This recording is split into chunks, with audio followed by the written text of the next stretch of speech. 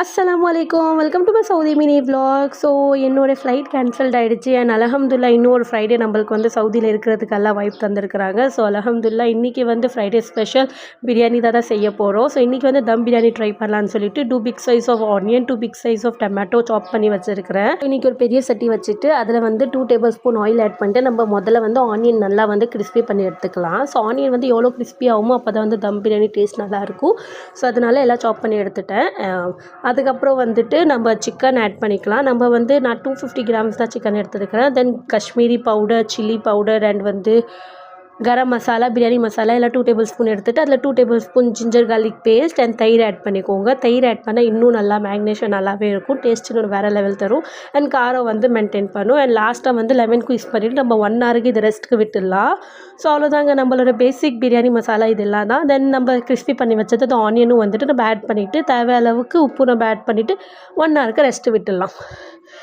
And N visa பற்றி எல்லோரும் கேட்டுகிட்டு இருந்தீங்க. ஸோ விசா வந்து எக்ஸ்டெண்டுக்கு போட்டுருக்குறோம். ஆனால் நிறைய பேருக்கு வந்து எக்ஸ்டெண்ட் ஆகும் மாட்டு தான் சொல்கிறாங்க. ஏப்ரல் 18 அதில் மென்ஷனாக இருக்கணும் நீங்கள் வந்து இங்கே இருக்கலாம்னு சொல்லிட்டு தான். இல்லைனா வித்தின் 18 நீங்கள் போகணும் அப்படி கன்ஃபார்ம் ஆகிடுச்சுன்னா நீங்கள் எக்ஸிட் பண்ணியே ஆகணும். ஸோ அதுவும் வந்து நீங்கள் பார்த்துக்கோங்க. இன் பிட்வீன் வந்து டிக்கெட்டும் பார்த்துட்டே இருக்கிறோம் தமாம் டு சென்னை. அது ரொம்ப ஹைலைட்டாக இருக்குது.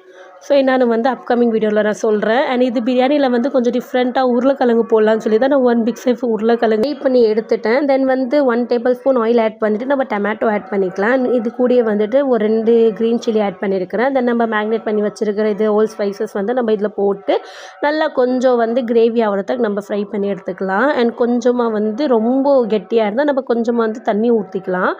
ஸோ இதெல்லாம் போட்டு ஒரு 5 மினிட்ஸ் வந்து லோ ஃப்ளேமில் நான் வந்து குக் பண்ணி எடுத்துக்கிட்டேன். மேலே வந்து கொஞ்சமாக கொரியண்டர் போட்டு என்கிட்ட புதினா இல்லை, ஸோ அதனால் நான் இது மட்டும் நான் போட்டிருக்கிறேன். அண்டு அவ்வளோதாங்க. ஒரு 5 மினிட்ஸ் அப்புறமா பார்த்தா நம்மளோட கிரேவி ரெடி. அண்ட் ஆல்ரெடி நான் வந்து சோறு வந்து குக் பண்ணி எடுத்துட்டேங்க. அண்ட் இது வந்து 1/2 kg ரைஸ், நான் 1 கப் ஆஃப் ரைஸ் போட்டிருக்கிறேன். அண்ட் பிரியாணி ரைஸ் தான். ஸோ இது வந்து நம்ம 80% குக் பண்ணி எடுத்துக்கலாம். மீதி வந்து தம் போடும் போது நம்மளோட ரைஸ் வந்து குக் ஆகிடும். ஸோ இது தம் பிரியாணினால லேயர் பை லேயர் இருக்கும். நம்ம கொஞ்சமாக கிரேவி எடுத்து வச்சுட்டு சோறு கிரேவி அப்படி போட்டுட்டு நம்மளோட தம் பிரியாணி ரெடி. அண்டு டிக்கெட் பற்றி நம்ம பேசினா இப்போ வர ஏர்லைன்ஸ் வந்து எல்லா டிக்கெட்டும் ரொம்ப ஹை ரேட்டில் இருக்குது. 18 அப்புறம் வந்துட்டு 13,000 14,000 இருக்குது. பிகாஸ் 18க்கு முன்னாடி நம்ம எக்ஸிட் ஆகணும் இங்கேருந்து சவுதியிலேருந்து. ஸோ எல்லா ஏர்லைன்ஸ் பார்த்துட்டு தான் இருக்கிறோம். நெக்ஸ்ட் வீடியோவில் நான் வந்து ஏர்லைன்ஸ் டீட்டெயில்ஸ் நான் போடுறேன், டிக்கெட் டீட்டெயில்ஸ் போடுறேன். ஆனால் ரேட்டு ரொம்ப அதிகமாக இருக்குது. உங்களுக்கு ஏன்னாச்சும் ஏர்லைன்ஸில் டிக்கெட் கம்மியாக இருக்குது இங்கேருந்து சென்னை போகிறது தெரிஞ்சால் எனக்கு கமெண்ட் பண்ணுங்கள், எனக்கு ரொம்ப ஹெல்ப்ஃபுல்லாக இருக்கும். அண்ட் எல்லாம் முடிஞ்சிட்டு ஜாமா கழுவ போனால் என் கை வந்து அதில் கிழிஞ்சிருச்சு. ஸோ ஒரு கிளாஸ் உடஞ்சிருந்துச்சு, அதை நான் பார்க்கல. ஸோ அவ்வளோதாங்க எங்களோட ஃப்ரைடே வந்து